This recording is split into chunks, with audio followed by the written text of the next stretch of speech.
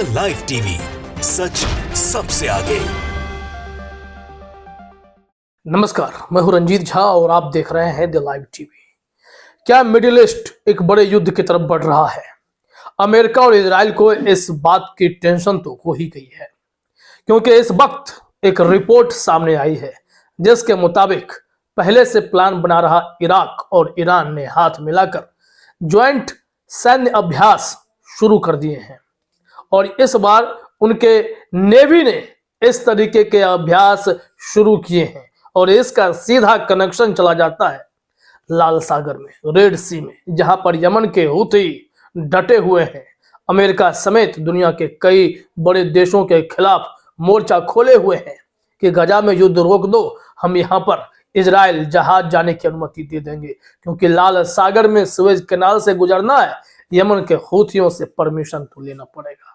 लेकिन अब एक वीडियो सामने आया है, जरा देखिए अपने स्क्रीन पर। यह कोई नौका विहार नहीं है। इस वीडियो में जो आप लहराते हुए इस समंदर के भीतर इन स्पीड बोट्स को देख रहे हैं, ये नौका विहार भ्रमण ये नहीं है। दरअसल ये ईरान और इराक के ज्वाइंट प्रैक्टिस है, ज्वाइंट एक्सरसाइज हैं। उनके स्पीड बोट्स में वो नौसैनिक हैं जो जंग की तैयारी में जुटे हैं। और इस बार ये स्पीड बोट्स की जो प्रैक्टिस हुई है, ये बता रहा है कि कहीं ना कहीं कुछ ना कुछ तो बड़ा होने वाला है। अमेरिका को अब टेंशन है, इजराइल तो पहले से ही फंसा पड़ा है। दरअसल प्रोस्पेरिटी गार्डियन एक जो प्रयोग करने की कोशिश अमेरिका ने की थी, वो तो फेल हो गई। यमन के हूथियों के खिलाफ कोई देश खुलकर सामने नहीं आया। हालांकि बाद में एक चेतावनी जारी की गई थी और चेतावनी के बाद अमेरिका ने एक्शन भी लिया था। लेकिन अब बहुत तेजी से मिडिल ईस्ट में हालात बदल रहे हैं और हालात कह रहे हैं कि दुनिया के कई देश युद्ध की तरफ काफी तेजी से बढ़ रहे हैं। इस वीडियो में जो आप सैन्य प्रैक्टिस देख रहे हैं स्पीड बोट्स के जरिए, उसमें क्या मैटर है पहले वो बताते हैं, फिर उसके बाद बताएंगे कि मिडिल ईस्ट कैसे युद्ध की आग में काफी तेजी से बढ़ने जा रहा है, कैसे मिडिल ईस्ट युद्ध के लिए अब पूरी तैयारी कर रहा है। जरा देखिए इस विजुअल को शेयर करते हुए मैलमुंका न्यूज ने लिखा है कि America's worst nightmare confirmed. America के लिए बुरे सपने जो हैं एकदम तय हो गए हैं। दरअसल thousands of Iraqi and Iranian weaponized speedboats are conducting joint military drills against the growing US military presence in the region. Fasten your seatbelts, folks. 2024 is only getting started. अभी तो 2024 की शुरुआत है, लेकिन अमेरिका के लिए बुरे सपनों का दौर शुरू होने वाला है। कहा जा रहा है कि हजारों हजार इराकी और ईरानियन हथियार से लेस स्पीड बोट्स जो हैं वो ज्वाइंट मिलिट्री ड्रिल्स कर रहे हैं, एक्सरसाइज कर रहे हैं। क्यों? क्योंकि उस क्षेत्र में अमेरिका ने भी अपने प्रेजेंस को बढ़ाना शुरू कर दिया है, जिसके चलते वहां जंग के हालात तैयार हो रहे हैं। मिडिल ईस्ट को इकट्ठा करने की जिम्मेदारी ईरान की है। तो ईरान ने तो ठीक उस वक्त अपने युद्धपोत लाल सागर में खड़े कर दिए थे जब अमेरिका ने हूथियों के छोटे छोटे नौकाओं को समुद्र में डुबो दिया था और उसमें कुछ हूथी योद्धा भी मारे गए थे। और इसके बाद तुरंत में ईरान ने बड़ा फैसला लिया, क्योंकि यमन के हूथियों को कहीं से सपोर्ट मिलता है तो ईरान से मिलता है।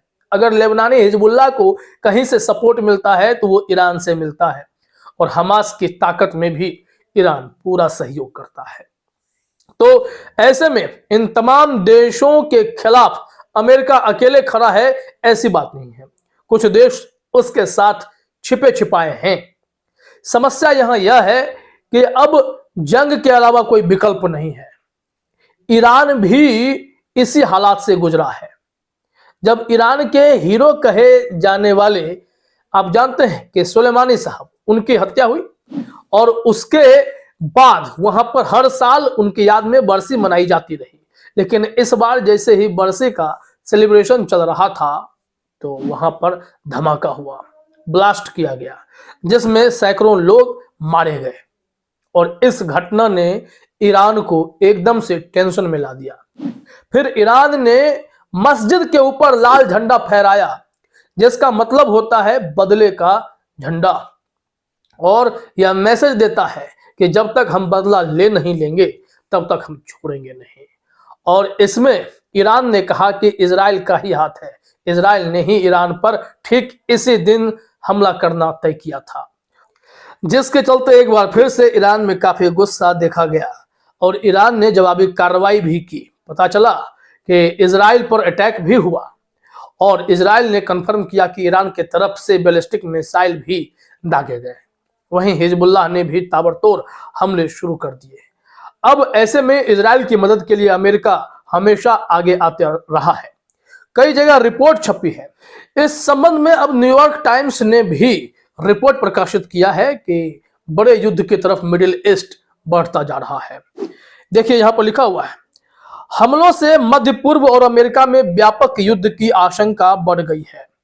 लिखा हुआ है कि लेबनान में हमास के एक शीर्ष नेता की हत्या और ईरान में रहस्यमय दोहरे विस्फोटों से एक क्षेत्रीय युद्ध की आशंका बढ़ गई है, जो संयुक्त राज्य अमेरिका को आकर्षित कर सकता है।